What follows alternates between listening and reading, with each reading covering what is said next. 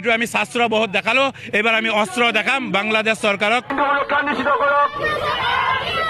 বাংলাদেশের হিন্দু সুরক্ষা নিশ্চিত করক, বাংলাদেশের হিন্দু সুরক্ষা নিশ্চিত করক, বাংলাদেশের হিন্দু সুরক্ষা নিশ্চিত করক, বাংলাদেশের মঠ মন্দির নিরাপত্তা দিয়ক, বাংলাদেশের মঠ মন্দির নিরাপত্তা দিয়ক, বাংলাদেশের মঠ মন্দির নিরাপত্তা দিয়ক, বাংলাদেশের হিন্দু সুরক্ষা নিশ্চিত করক, বাংলাদেশের হিন্দু সুরক্ষা নিশ্চিত করক।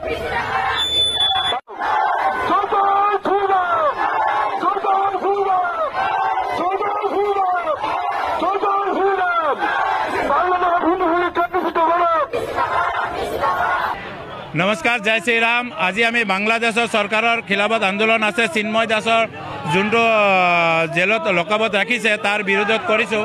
আজি তোৰ বেলৰ কথা আছে, যদি বেল নহয় 3 দিন পিছত যোনটো আন্দোলন হ'ব এইটো সারা পৃথিৱীয়ে গম পাব। এইটো আমি দৰঙৰ পৰা কৰিম।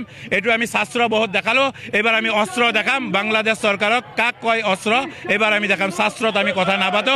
আৰু তাৰপিছত আমি নহ'লে ৰাষ্ট্ৰীয় বজৰং দলৰ ল'ৰা আৰু বজৰং দলৰ ল'ৰা গোটেইখিনি আমি বাংলাদেশত প্ৰৱেশ কৰিম বুলি আমি এটা চিন্তাধাৰা কৰি আছোঁ। অলৰেডি আমি যাম 71ত যেনেকৈ আমাৰ ভাৰতবৰ্ষৰ পৰা গৈছিল, এইবাৰ আমি আকৌ 2025ত এইটো আমি বাংলাদেশ চৰকাৰক দেখাই দিম যে তাতে থাকিব পাৰে 1.5 কোটি বঙালী বা হিন্দু, কিন্তু আমি 1.5 কোটি এটা সিংহৰ পোৱালি হৈ থিয় কৰাৰ কাৰণে আমি চেষ্টা কৰিছোঁ। তেখেতৰ ডিভিজনটো যিহেতু তেখেতে নিৰামিষ ভোজী, মানে তেওঁ এটা মুনিৰ নিচিনাকৈ থাকে, তেখেতক জেলত বহুত বেয়াভাৱে ৰাখিছে, যিহেতু সেইটো তেওঁলোকে বহুত বেয়া কাম কৰিছে।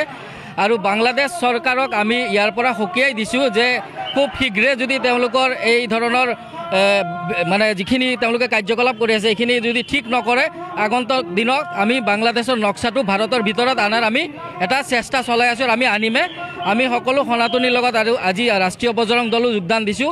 সমগ্ৰ সনাতনীৰ হৈ আমি আজি মাত মাতিছোঁ আৰু মই আশা কৰোঁ এই আজি দৰং জিলাৰ যিখিনি কাৰ্যসূচী হৈছে আগন্তুক দিনত গোটেই ভাৰতবৰ্ষৰ সকলো জিলাই সকলো প্ৰখণ্ডত যাতে এই কাৰ্যসূচী পালন কৰে, তাৰ কাৰণে মই আজি দৰং জিলাৰ পৰা সকলোকে আহ্বান জনাইছোঁ। ধন্যবাদ। জয় শ্ৰীৰাম। হয়, বাংলাদেশত যিদৰে হিন্দু হত্যা চলি আছে, হিন্দুৰ ওপৰত নিৰ্যাতন চলি আছে, আজি সমগ্ৰ ভাৰতবৰ্ষত বাংলাদেশৰ হিন্দু হত্যা বন্ধ কৰাৰ দাবীত আৰু মহম্মদ ইউনিছে যিদৰে তেখেতৰ তাতে একো কাৰ্যকাল সুফলভাৱে চলাব পৰা নাই, হিন্দুৰ ওপৰত দিনে দিনে নিৰ্যাতন বাঢ়ি আছে।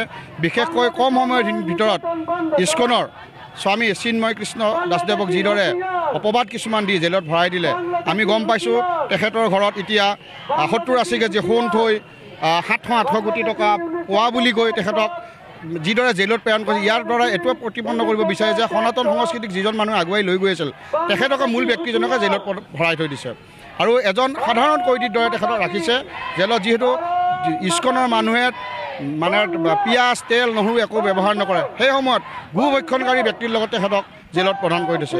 আমি ভাৰত চৰকাৰকো দাবী জনাইছোঁ যে বাংলাদেশ চৰকাৰৰ ওপৰত হস্তক্ষেপ আৰোপ কৰক আৰু আপোনালোকৰ চেনেলৰ মাধ্যমেৰে অনুৰোধ জনাইছোঁ যে বাংলাদেশৰ নিৰ্মিত সামগ্ৰী যি ভাৰতবৰ্ষত আহিছে সেই সামগ্ৰী বৰ্জন কৰক।